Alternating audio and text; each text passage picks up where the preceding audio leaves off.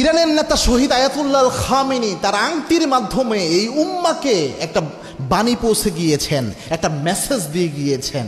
তিনি শহীদ হয়ে গিয়েছেন, যতটুকু জানা গেল তিনি যদি শহীদ হয়েছেন, আল্লাহ তার শাহাদাতকে কবুল করুন।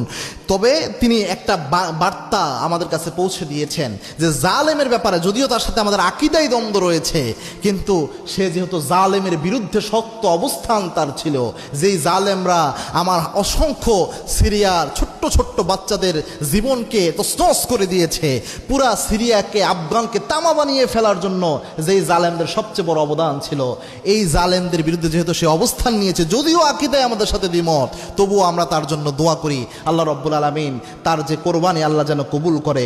এবং তার আংটির মধ্যে একটা কথা এই উম্মার মানুষদের জন্য এটা একটা সিম্বল হয়ে থাকবে, এটা একটা নিদর্শন হয়ে থাকবে।